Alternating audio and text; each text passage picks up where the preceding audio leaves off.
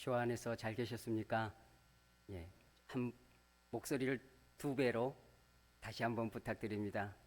주 안에서 잘 계셨습니까? 예, 감사합니다. 우리에게 새로운 송구와 영신이 있다라는 게 참 감사합니다. 송구, 묵은 한 해를 떠나보내고 영신, 새로운 한 해를 맞이한다. 그래서 우리 개인의 삶에나 하나님 앞에서나 뒤의 것을 묻어두고 잊어버릴 수 있는 시간의 시점, 제로점이 있다는 게 얼마나 감사한지요. 우리 개인의 삶을 25년도 되돌아봐도 아쉬움과 후회와 안타까움들이 또 있겠죠. 또 감사한 부분도 있고, 그러한 아쉬움들을 1월 1일로 인해서 새로운 다짐과 제로점에서 다시 한번 리셋해서 새로움으로 나아갈 수 있는 하나님이 주신 새로움을 만끽할 수 있어서 너무나 감사합니다. 우리가 신앙생활하면서 그런 마음 많이 느끼시죠?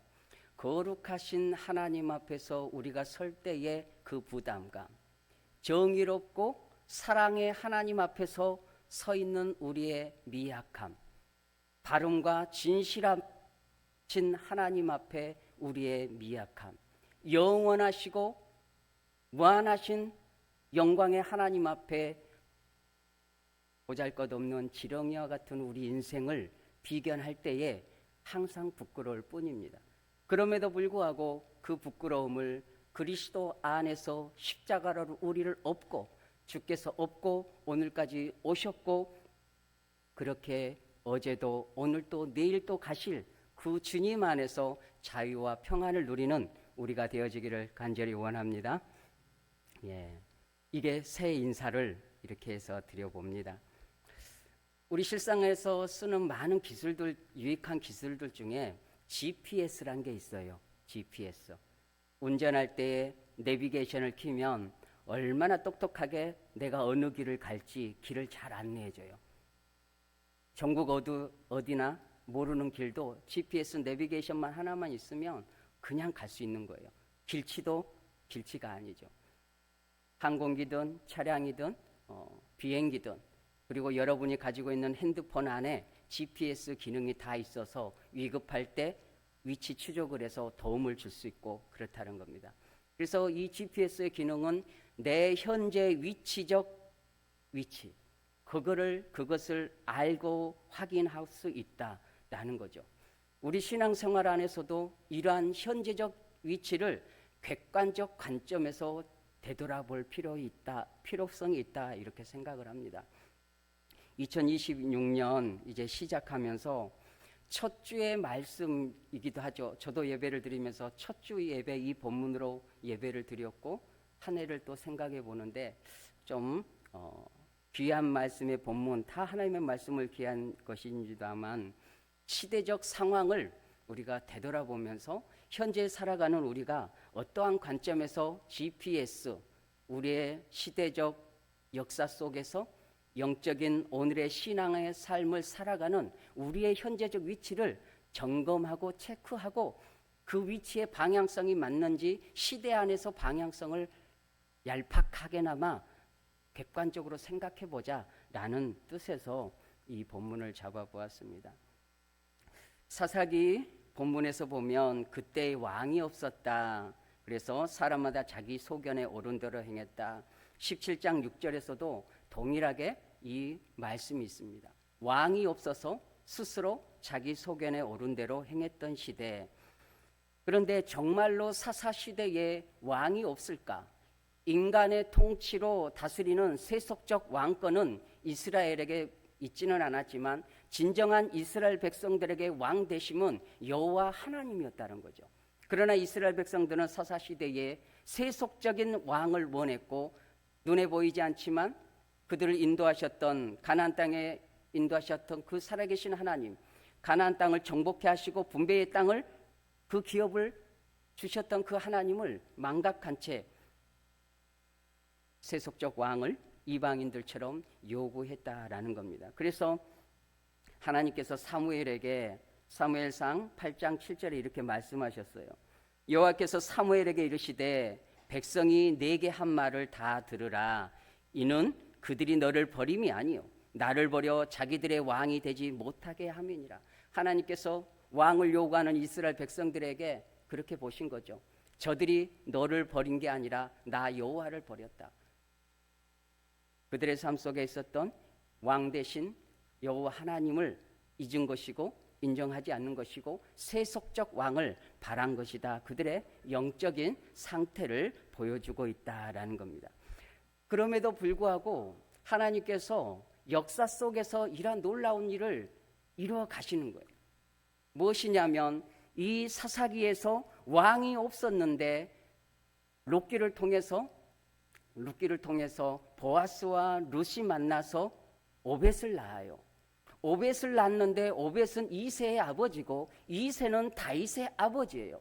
이 다윗은 이스라엘의 왕권 중에 왕 중에 왕으로서 최고로 역사 속에서 존중받는 왕인데 신약에 와서 예수 그리스도를 뭐라고 단적으로 한 문장으로 말씀하냐면 다윗의 자손 예수 그리스도요라고 고백하는 거예요. 한번 저같이 고백해 봅니다. 다윗의 자손 예수 그리스도. 다윗의 자손 예수 그리스도라는 것은 무엇이냐면 그분이 예수 그리스도, 그분이 우리의 진정한 참된 왕이시다. 이스라엘뿐만 아니라 모든 세계 가운데 왕 되신 예수 그리스도를 인정하고 선포하게 하신 하나님의 놀라운 섭리다라는 거죠.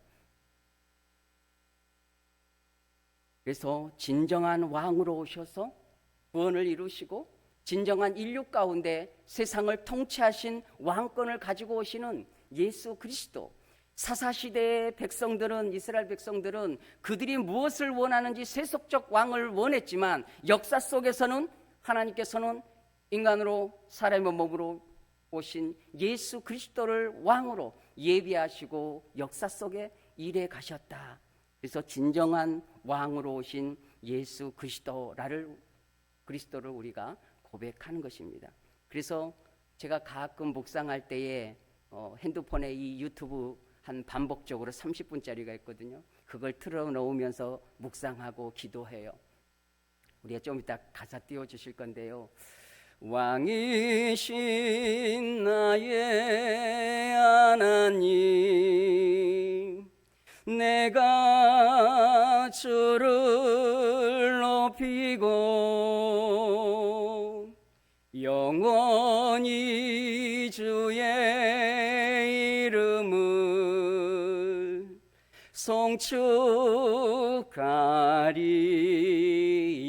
송축하리이다. 같이 해봅니다.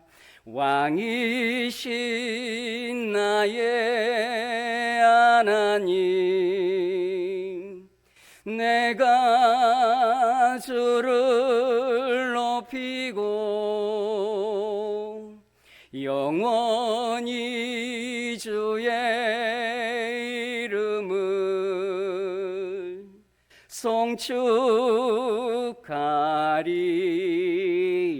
조금 더 높여서 왕이신 나의 하나님, 내가 주를 높이고 영원히 주의 이름을 송축하리이다.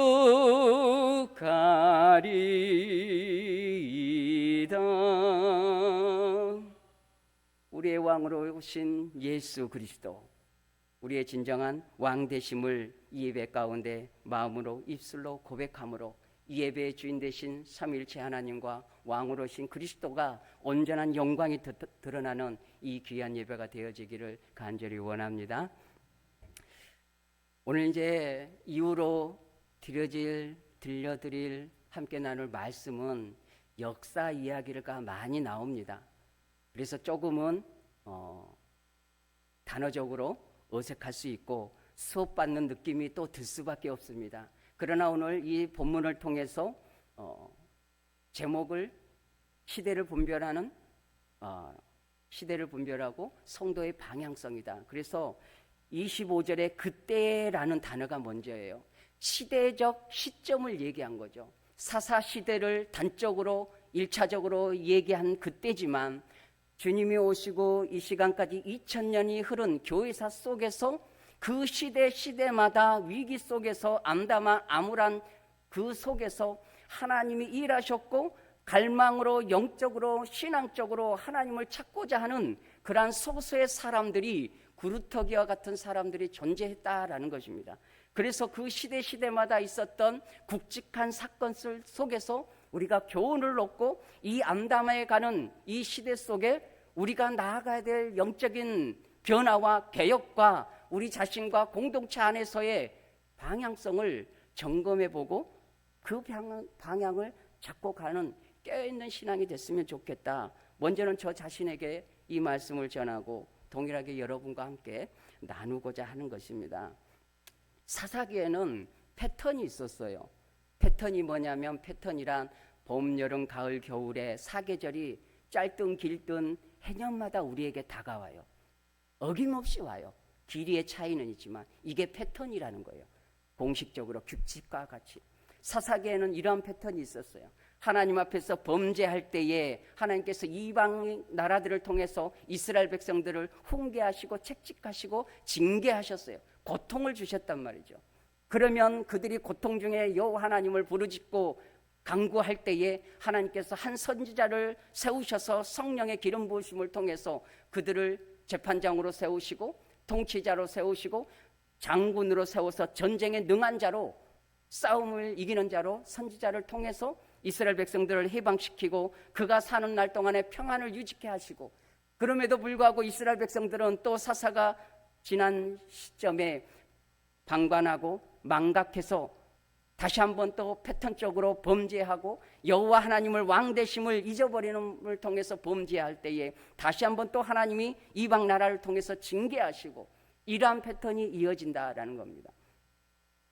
주님이 승천하신 이후에 2000년 교회사 속에 굵직하게 이러한 패턴이 있어요. 우리는 연약한 인생들의 이 역사 속에서 어떤 큰 굵직한 시대 속에서 이러한 패턴이 있다는 거죠. 항상 하나님 앞에서 올바르기를 원하지만 그러한 사람이 있지 않고 그러한 역사가 있지 않다라는 겁니다. 그래서 2000년 교회사 속에서 우리가 굵직한 것에 대한 그 원인이 무엇이었고, 그들 속에서 구루터기와 같은 사람들이 하나님이 원하시는 삶을 갈망하고 구별된 자로서 살아가기 위해서 어떤 결단들을 했는지를 살펴보고, 동일하게 오늘 이 시대와 우리 한국교회 선교 140년이라는 이 140년의 역사를 굵직하게 봐서 오늘 현재 영적인 GPS로 오늘 현재 우리의 영적인 상태, 우리 개인과 교회와 민족 공동체라는 한 테두리 안에서 대한민국 교회라는 큰 관점에서, 공동체적인 관점에서 우리 위치와 방향성을 점검해보자. 조금은 주제가 너무 크지만 그럼에도 불구하고 우리는 개인과 지교회와 한국교회라는 큰 테두리 안에 있기 때문에 이 시대 속에서는 우리가 한번 점검해 볼 필요성이 있다. 더욱이 진도중앙교회가 1919년 3월 1일 목사님께 여쭙더니 올해가 107주년이었어요. 그래서 더더욱이나 한국교회사가 140년인데 107년 되어지는 진도중앙교회가 이 시점에 한국교회를 치자면, 나이로 치자면 어른뻘이에요. 그렇죠? 140년 장로교 선교사님이 알렌과 언더우드와 이런 분들이 오셔서 1884년을 오셨다는 거죠. 또 5년도에 한 분 들어오시고, 그 140년 동안의 역사 속에 107년 됐다라면 상당한 역사적 책무와 의무와 이 달팽이 등껍질 같은, 거북이 등껍질 같은 그 무게감이 진도중앙교회에 있다는 것이죠. 수도권에서 멀리 변방에 떨어져 있음에도 불구하고 하나님의 섭리 가운데 이곳에 일찍이 주의 몸된 교회의 성도들을 불러 모으셔서 예배 공동체로 세우신 선하신 뜻들이 있다는 거죠. 그런 관점에서 우린 역사적 의식을 여러분들이 한편에 가지고 계셔야 된다는 거죠. 때로는 우리 코가 석자예요. 하루 일하고 하루 벌어먹고 내 영적인 상태를 지고 가기가 너무 버겁고 주변을 살피기가 어려운 우리의 상황이죠. 그럼에도 불구하고 제가 이 시간에 여러분 앞에서 드리고 싶은 것은 진도중앙교회가 가지고 있는 역사적인 그 세월 속에 가지게 되는 책무감, 의무라고 하면 버겁지만 그 역사적인 시간의 무게감을 진도중앙교회가 가지고 계셔야 된다. 할렐루야. 그런 의식이 여러분 안에, 우리 안에 있었으면 좋겠다는 거죠. 하루하루 버둥거리고 나 혼자 영적인 상태를 유지하기 어려움에도 불구하고 교회라는 공동체를 생각할 때 마음 한구석에 3%라도 5%라도 우리 진도중앙교회가 가지고 있는 역사적 무게감을 가지고 변방에 있음에도 불구하고 교회와 성도들 위하여 기도하면서도 불구하고 한국 교회가 처하고 있는 현재적 영적인 GPS의 이 영적인 상태를 누가 다 알잖아요. 조금 더 마음의 부담감을 가지고 성도분들이 그러한 바램을 하나님께 간구하고 역사적 책임감을 좀 더 가지셨으면 하는 그런 바램을 감히 함께 나눠보겠습니다. 그러면 여기서부터는 좀 잘 들으시고 편안하게 들으셔도 됩니다. 많은 단어와 연도가 나올 수도 있는데요. 교회사가 이제 주님이 승천하시고 2000년 교회사인데 먼저는 크게 간단하게만 먼저 말씀을 드릴게요. 주님이 승천하신 다음에 초대교회가 생겼고요. 초대교회 다음에 로마로부터 핍박을 받았던 그 시점에서 313년에 기독교회가 그렇게 핍박을 당했었죠. 그 기간에 네로 황제를 비롯해서 사자밥이 되고 순교를 숱하게 당했다는 거죠. 그러나 313년에 기독교가 공인되어진 거죠. 예배 공동체로 인정하겠다라는 거죠. 그리고 380년도에 로마가 국교화가 되는 거예요. 국교화란 이 로마 안에서는, 이탈리아 안에서는 예수 그리스도를 믿는 기독교를 의무로 개종해야 된다는 거죠. 세금은 의무인 것처럼 내지 않으면 그에 대한 법령인 책무가 따른 거죠. 그것처럼 기독교가 국교화가 되어져서 로마의 그 길들을 통해서 확장된 나라를 통해서 복음이 삽시간에 전송되어졌다. 그러면서 1054년에 우리는 잘 얘기를 안 하지만 동서교회, 동로마교회, 서로마교회가 분리가 돼요. 그래서 서로마교회가 카톨릭 교회예요. 천주교. 그리고 동로마교회는 러시아 정교회와 그리스 정교회. 우리는 그쪽 역사는 잘 몰라요. 그러나 그렇게 역사 속에서 동로마교회, 서로마교회가 분리가 되어지고 그 다음에 우리가 개혁주의 교회, 지금 우리가 개혁주의 교회예요. 그래서 가장 기점으로 1517년에 있었던 로마 루터로부터 기점으로부터 종교 개혁을 이뤄서 천주교하고 완전히 분리가 되어지고 피나는 전쟁, 30년의 전쟁, 6.25 사병과 같은 그러한 피 흘림 있는 전쟁을 통해서, 피를 통해서 개신교가 이 땅에 온전하게 세워지고 있고, 그 개신교가 이제는 500주년이 넘어가는 이 시점에 있고, 그 2000년 역사 속에 대한민국은 140년의 역사를 가지고 있다라는 겁니다. 그래서 이제 이러한 2000년 교회사 속에서 영적인 위기, 왜 이 위기를 얘기하냐면 오늘 사사시대가 위기를 얘기하는 거잖아요. 그때 이스라엘의 왕이 없으므로 사람이 각기 자기 소견에 오른 대로 하나님을 하나님 되어지도록 인정하지 못하는 그 상태가 위기 아니겠습니까? 우리가 굳이 이런저런 이야기를 하지 않아도 우리가 공동체적인 대한민국 민족의 교회가 위기라는 것은 모두가 인식하고 생각하는 바예요.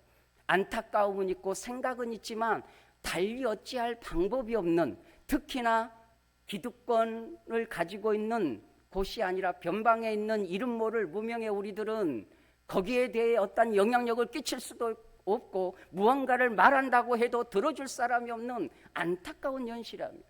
그럼에도 불구하고 우리 개인과 지교회 안에서의 이 현재적 위치를, 민족의 교회를 생각해 보면서 역사 속에서 희망의 빛을, 어둠 속에서도 일하신 하나님, 역사 속에서도 그림자 같은 어두운 그림자가 있는 그 시대 속에서도 분명히 일해 오셨던 그 하나님을 발견하고 그 어둠 안에 빛이 오시는 왕으로 오신 예수 그리스도를 통해서 우리가 소망을 품고 남겨진 그루터기와 같은 정체성을 가지고 방향성을 잡아보면 좋겠다, 그런 것이죠. 그러면 제가 이제 살펴볼 굵직한 사건들은 뭐냐면요, 3세기 4세기에 있었던 사막 교부 시대가 있고요, 그 다음에 6세기에 있었던 수도원 운동이 있고요, 그 다음에 종교개혁이 있고, 그 다음에 청교도 운동이 있고, 더불어서 복음주의 운동까지, 그리고 오늘 현대까지 이 부분에서 우리가 교훈을 얻고 이렇게 정리를 해보고자 합니다. 그래서 오늘 한 가지 가장 중요한 건 뭐냐면, 여러분들이 진도중앙교회 어떤 이유든 하나님의 섭리 가운데 오셔서 예배 공동체로 이루고 있고 그리스도의 몸을 형성하고 있는데, 교회에 오셨으면 107년의 역사적인 무게감을 무엇으로 이 한국교회 안에서 행할까? 권력으로도 물질로도 인력으로도 할 수 없지만 작게나마 우리 마음 안에 삶의 전쟁과 같은 그 삶 속에, 다시 한번 강조하지만 5%라도 3%라도 이 민족의 가슴을 품고 누가 시켜서가 아니라 기도하실 때마다 마음의 무시로 이 민족을 놓고 기도해야 된다. 그러한 그루터기를 통해서 어두운 시대 속에서 일하실 그 하나님, 진도중앙교회 성도분, 그런 이름 없는 그분들이 하나님 앞에 간구하는 그 애타는 음성이 있을 때에 분명히 하나님은 그 음성을 들으시고 그 간절함을 들으시고 이 어두워져가는 한국교회 상황 속에서도 하나님이 일하실 것이다 라는 소망 가운데 나아가고자 하는 것입니다. 일부러 제가 다시 한번 이 부분을 강조합니다. 왜 이런 이야기를 왜 이렇게 할까? 왜 역사 얘기를 굳이 이렇게 딱딱하게 할까? 여러분의 역사성, 교회의 역사성 때문에 굳이 제가 연결을 해보아서 여러분들에게 적용해 보는 것입니다. 사막 교부 시대는 어떤 시대였냐면, 로마로부터 그렇게 핍박을 받았던 유대인들과 기독교인들이에요. 로마인들은 다신교였어요. 여러 신을 섬기고 가장 최종적으로 로마 황제가 신격화되어졌단 말이죠. 그러나 유독히 기독교인들은 다신교를 믿지 않을 뿐더러 황제를 왕으로 섬기지도 않을 뿐더러 유일하신 삼위일체 하나님만을, 여호와 하나님만을 예배하고 그분에게만 경배하고 그분 앞에서만 머리를 숙이고 그분 앞에서만 무릎을 꿇고 그분 앞에서만 온전한 전인격적인 순종의 자세로 살아가는 온전한 찬양은 삼위일체 하나님, 우리의 왕 되신 예수 그리스도에게만 하는 그 기독교인들을 꺾고 싶었다는 거죠. 그래서 무자비하게 생명을 빼앗는 것이었고, 당대에 예수님을 믿는 것은 생명을 거는 것이었죠. 그런데 313년과 380년에 국교화가 되면서 예배의 자유, 찬양의 자유, 누구나 할 것 없이 다 예배를, 하나님을 예배해야 되는 국교화가 됐다는 거죠. 다시 말씀드려서 로마는 강대국이었고 힘과 권력과 문화와 돈과 그리고 혼잡한 타락된 문화가 로마라는 형태로 가지고 있었어요.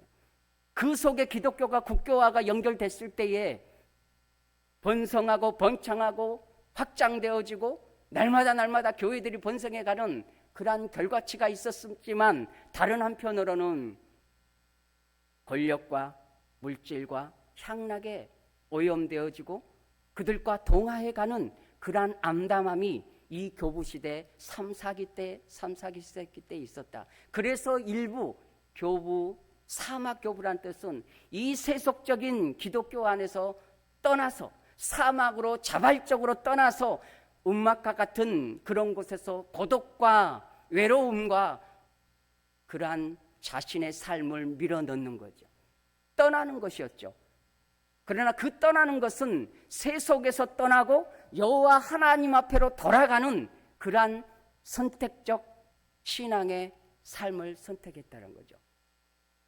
그래서 그 이후로 모든 교회들이 그런 건 아니지만 일부의 교부들이 고독으로 광야로 떠났다는 거죠. 이스라엘 백성들이 광야 40년 생활과 예수 그리스도께서 40일 동안 금식 기도하며 사역을 준비하셨던 그 시점처럼 사막에서의 그 영적인 싸움과 고독 속에 하나님을 만나기로 작정했던 그러한 시대적으로 있었다. 여기서 한 가지 우리가 교훈을 얻는 거자는 뭐냐면, 바쁜 일정과 세속적 삶을 우리가 거부할 수 없고 피해갈 수가 없어요. 우리가 산속으로 들어갈 것입니까? 섬으로 들어갈 것입니까? 우리는 이 존재하는 믿지 않는 사람과 엉클어져 살아가야 합니다. 그러나 이 속에서 교부시대, 사막 교부시대 그분들에게 교훈을 얻는 것은 스스로가 선택적으로 고립된 시간과 고립된 장소로 고독하게 하나님을 만날 수 있는 시간을 이 현대 안에서 우리는 찾아가야 한다는 것입니다. 무슨 뜻이냐면, 물은 형태가 없어요. 그러나 컵에 담으면 컵의 형태가 되는 것이고, 네모난 컵이고 둥근 컵이고 삼각형 틀 속에 물을 집어 넣으면 그 틀이 형성되더라. 다시 말씀드려서 우리의 신앙이 자유분방한 것이 아니라 형태와 틀을 가지고 우리의 신앙을 집어넣어야 된다. 그러할 때 율법주의적 형태가 아니라 깨어있는 상태로서의 여러분들의 기도 시간과 여러분의 말씀을 묵상하는 시간과 고독하게 하나님과 어떠한 율법적인 관계 속에서가 아니라 자유함 속에서 그분과 동행하고자 하는 고독의 시간을 찾아가셔야 된다. 더구나 이러한 시대에 오늘 한국교회에 처한 이 영적인 우리 메마른 상태에서는 이러한 고독의 시간을 사막 교부들과 같은 그러한 시간을 찾지 않는다면 우리는 알면서도 쓸려갈 수밖에 없다라는 것이죠. 저 역시도 그렇습니다. 대세라는 것이 왜 위험하냐면 알고도 가는 거예요. 쓰나미 안에서는 생존하기 어렵다는 거죠. 대세적 문화의 세속적 물결은 우리가 그 안에 포함되어져 있기 때문에 역행하기란 게 너무 어렵다는 거죠. 날마다 그것을 경험하고 사는 것이죠. 그래서 사막교부 시대에 이 고독의 시간을 갖다. 자, 이제 시간 관계상 이제 넘어가서요. 이 하나를 더 빠뜨렸는데 이걸 한번 저와 같이 따라해 보십니다. 자발적. 한 번 더 크게요. 자발적. 목사님이 설교할 때 부르짖어가 아니라 구역장님들이, 장로님들이, 누군가가, 어른들이 이래서 저래서가 아니라 여러분들에게 이제는 자발적이란 단어, 자발적으로 고독한 시간에 주님을 만나야 돼요. 형태가 없으면 쓸려가는 거지만 형태를 가지고 여러분 스스로가 이 신년에 1월 첫 주를 지내고 이 수요일 밤에 또 시간이 흘러서 그래도 1월 달 안에는 작정하셔서 2026년 한 해 동안에는 자발적으로 내가 무엇을 어떻게 할 것인가, 누군가가 말을 해서 들어서가 아니라 우리 스스로가 고독한 시간, 주님과 대면하는 시간, 바쁜 세상 속에 그 고독의 시간을 형태를 가지고 메어라. 그래서 새벽이든 저녁이든 어떠한 시간이든 일정 시간을 할애해야만 우리는 쓰나미와 같은 흘러가는 이 시대 속에서 사막 교부 시대와 같은 깨어있는 자세로 살아갈 수 있을 것이다. 그러한 교훈을 얻어봅니다.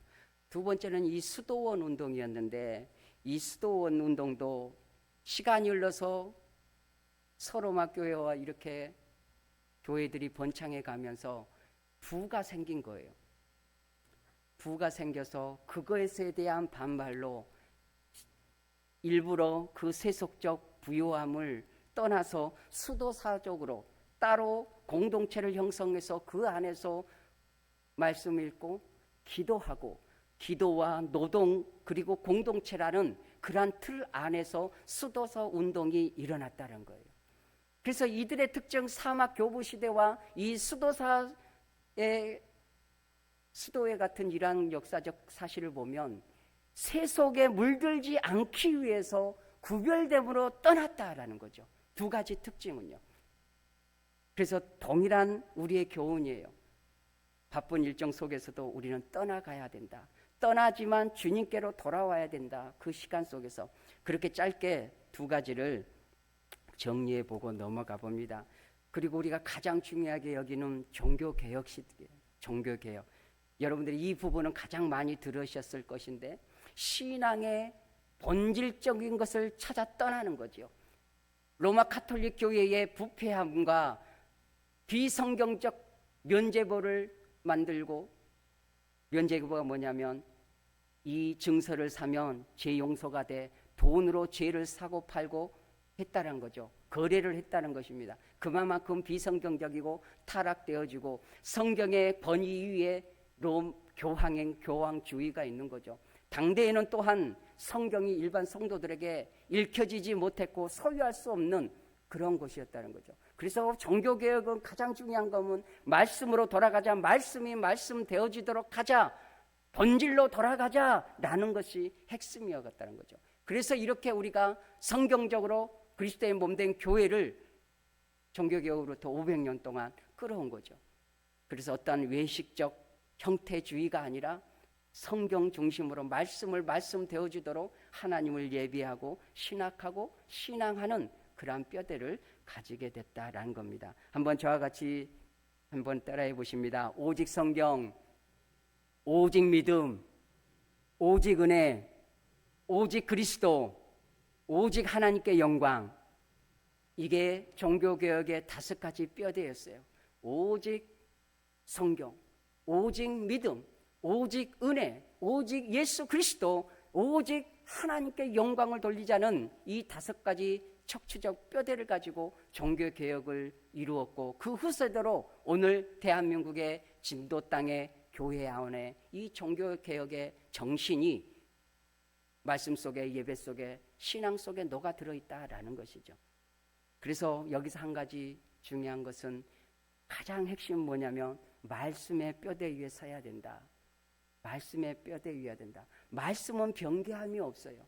사람이 가지는 권력과 은사와 능력과 모든 행한 것들은 변질되어지고 오염되어지고 오용되어지는 게 있어요. 교회사 2000년 속에서 그러하고 한국의 짧은 교회사 140년 안에 주어졌던 말씀을 떠난 모든 형태적 일시적 일들은 인간의 부패함과 욕망의 타락성 때문에 온전하게 본질을 지킬 수 없다. 하나님이 부여하신 그 선하신 목적대로 그것을 끌고 가지 못한다는 것이죠. 그 자체를 부정하는 것이 아니라 우리의 역사적 경험 속에서 일시적으로 지나가는 것이다라는 거죠. 그래서 말씀을 우리가 생명처럼 여기고 타협하지 않는 것이는 거죠. 그래서 우리가 성령 안에서 깨어서 하나님이 주신 은혜 속에 말씀 뼈대 위에 서야 된다. 그래서 종교개혁은 돌아가자예요. 개혁하자는 뜻은 뭔가 깨뜨리고 파괴하고 새로움으로 나아가자라는 세상의 프랑스 혁명과 같은 그러한 혁명이 아니라 하나님께로 여호와께로 돌아가자, 본질로 성경으로 돌아가자는 게 개혁주의 프로테스탄트 종교개혁이었다라는 거죠. 이 부분에서 우리는 종교개혁의 후대서로서 우리 개인도 저도 부끄럽지만 다시 한번 우리는 이구동성으로 수년 전부터 대한민국 안에 제2의 종교개혁이 일어나야 된다라는 말이 심심치 않게 스스로가 고백해야 됩니다. 그런데 그 고백을 하는데도 불구하고 스밀려가는 이 세태 속에 어떻게 할 수는 없는 거예요. 눈에 보이는데 떠내려가는데 강 건너 불구경하듯이 어찌할 바를 모르는 거예요. 저도 그러니까 저도 그렇게 보여요. 많은 영적 지도자들도 그렇게 보는 거예요. 강 건너 불구경이라는 것이 여러 의미도 있겠지만 강이 있어서 불이 났는데도 불구하고 뻔히 불이 나고 타들어가는데도 불구하고 발망 동동 구를 뿐 어찌할 바를 모른다는 거죠. 우리 한국 교회가 이러한 시점에 있다. 크게 흘러가는 역사적 흐름 속에 안타까움은 커져가지만 어떻게 할 줄을 모르는 거죠. 발만 동동 구리고 있다라는 것을 생각해 봅니다. 그래서 작게나마 무명한 우리가 107년의 역사적 의무감과 책임감을 가진 진도중앙교회 성도분들이 이걸 가져야 된다. 우리는 말씀으로 돌아가고 본질로 돌아가고 이러한 신앙을 종교개혁의 역사적으로 남겨진 유물을 간직하고 그 뼈대를 그 신앙을 전속해가고 유지하고 후대에게 남길 수 있는 그러한 종교개혁의 정신이 여러분 안에 심겨지기를 간절히 원합니다. 이제 하나만 더 하고 종결적으로 가겠습니다. 이제 17세기에 있었던 청교도 운동인데 청교도 운동은 영국이 우리하고 다른 카톨릭과 종교 개신교가 어느 정도 섞여 있는 상태였어요. 그래서 온전한 개신교적 개혁적 교회가 안 되는 거죠. 그래서 본질로 돌아가고 말씀으로 돌아가고 신앙의 자유를 선택적으로 살고 싶지만 핍박이 있기 때문에 가톨릭이 잔혹하게, 우리 역사가 하고 서유럽의 역사지만 잔혹한 일들이 너무너무 많은 거죠.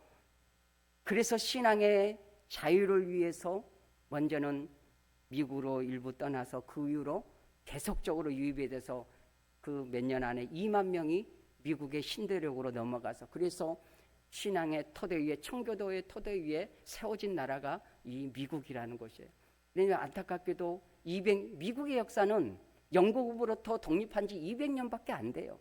그러나 제1의 인류의 최강 국가이지만 기독교 정신과 성경에 손을 얹고 국가적 선언을 했음에도 불구하고 알게 모르게 우리가 미국을 바라보았을 때 이미 강 건너 불구경이다. 기독교적 정신 속에 태종했지만 그 정신이, 본질이 미국 속에는 없다. 동일하게 기미 3.1운동 정신 속에 30인 중에 15명이 기독교의 목사님과 장로님이었어요. 기독교 정신 속에, 가치관 속에 대한민국의 독립선언문이 발표됐지만 그 시간이 얼마 지나지 않아서 우리 안에 가지고 있는 그 정신이 많이 쇠퇴됐다라는 것을 연결해서 생각하고 말씀해 봅니다. 그래서 청교도적인 것은 뭐냐면 신앙이 삶으로 돌아가야 되는 그러한 본질로 돌아가자, 이렇게 됩니다. 이제 말씀을, 그러면 우리는 그럼 어떻게 할 것이냐? 그러면 어떻게 할 것이냐? 그래서 먼저는 3가지만 이제 말씀드리고 짧게 하고 마무리하겠습니다. 이거는 같이 고백하고 한번 가겠습니다. 민족을 대변하여 회개하자. 소련의 말씀을 드렸다시피 거룩하신, 공의로우신, 정의로우신, 무한하신 영광의 그 하나님 앞에 우리는 미약할 따름이죠. 그럼에도 불구하고 우리 연약한 태보적인 본성이 있는데 그 하나님 앞에 회개하지 않고는 견딜 수 없는 거죠. 평상시도 우리가 회개해야 되지만 이 역사적 한국 교회를 놓고 이 변방에 있는 진도 땅에 있는 여러분들이 자발적 회심으로, 자발적 회개로 민족을 대표해서, 대신해서, 대변해서 할 수 있는 의식이 있었으면 좋겠다. 누가 시켜서가 아니라, 누가 알려줘서가 아니라 여러분 안의 의식 속에 역사적 의식을 가지고 지금 이 시점이 CPS적, 역사적 쓰나미처럼 흘러가는 강 건너 불구경하고 발만 동동 구릴 수밖에 없는 이 시점에 우리가 할 수 있는 건 뭐냐? 하나님 앞에 회심하고 민족을 놓고 기도하는 그러한 것을 의식적으로, 자발적으로 우리가 좀 더 3%, 5% 형태적 틀을 가지고 우리가 가져가 보자, 그러한 말씀을 드려보고자 합니다. 이거는 별도의 얘기인데요. 제가 교회에서 이제 예배를 드리고 축도할 때 저는 이 민족과 열방을 위해서 할 수 있는 게 없어요. 그래서 제가 생각 끝에 축도할 때 말씀과 교회를 놓고 기도하지만 끝에 한국교회와 열방이란 단어를 꼭 넣습니다. 무명의 한 소박한 목사이지만 이 나라와 열방 가운데 할 수 있는 일이 하나도 없어서 그 축도 때에 이 나라 이 민족의 교회와 열방 가운데 포함시켜서 그 미약한 단어 하나하나를 통해서, 그 축도를 통해서 하나님께 올려드리는 그 소박한 마음으로 그렇게 축도를 하거든요. 하나님은 들으신다. 동일하게 축도가 아니오고 여러분의 마음과 그 중심의 생각과 고백 속에 하나님이 들으신 줄 믿으십니까? 그 고백이 여러분 안에 있었으면 좋겠다는 거죠. 두 번째로는 왕이 없어서 자기 소견 대로 행했다. 그럼 말씀으로 돌아가자는 것은 무엇이냐면 우리의 통치자 되신 예수 그리스도께로 돌아가자. 그분의 왕 되심을 우리 삶으로 통치하자, 고백하자라는 겁니다. 그리고 말씀의 권위에 서자. 말씀의 권위를 인정하고 그 말씀 안에서 우리가 삶의 형태를 이뤄가자. 이 말씀 앞에 보면 다 부끄러운 것뿐이고 감히 설교할 수도 없습니다. 그럼에도 불구하고 송구 영신이 있어서 은혜입니다. 어제의 미약함을 떠나보내고 새로움에 대한 소망을 주신 암담한 어두운 시간 속에 빛으로 오신 예수 그리스도, 그분 안에서 새로운 피조물로서의 소망을 가질 수 있기에 이러한 설교를 할 수 있는가 모르겠습니다. 말씀을 정리해 봅니다. 마지막으로 제가 권면드리고 싶은 것은 우리가 실천할 수 있는 것은 하나만, 제가 3가지 적었지만 이 시간에는 하나만 하자 이런 생각이 듭니다. 좀 더 큰 목소리로 한번 저같이 따라해 보십니다. 진실성. 우리가 저나 여러분들이 잃어버리고 있는, 회복해야 될 거는 뭐냐면 구별성을 갖되 그리스도인으로서 진실성에 대해서 조금은 더 노력하고 조금은 더 애쓰고 손해보더라도 이 진실성을 우리가 지키자, 정직하자란 뜻이죠. 우리가 정직하지 않을 때가 너무 많은데 우리가 이 마지막 시대에 이 한국 교회 안에서 우리가 실천적으로 우리 한 사람 한 사람이 할 수 있는 소박한 일이 뭐냐? 진실성, 정직성, 이거 하나만을 알아도 우리 삶 속에 하루하루 일과 속에 되뇌이고 마음에 새겨서 좀 지켜보면 어떨까 하는 마지막 소심한 본면을 드려봅니다. 아무쪼록 107년 된 역사적 거북이 등껍질 같은 역사적 무게감을 중앙교회가 가지고 있는데 그것을 무의식적으로 흘려버리지 마시고 조금 더 의식적으로, 힘도 없고 돈도 없고 인맥도 없고 변방이지만 영적으로 이 민족을 위해서 기도하실 수 있는 우리 중앙교회 성도님들이 되어지기를 간절히 원합니다. 우리 찬송하고 기도하겠습니다.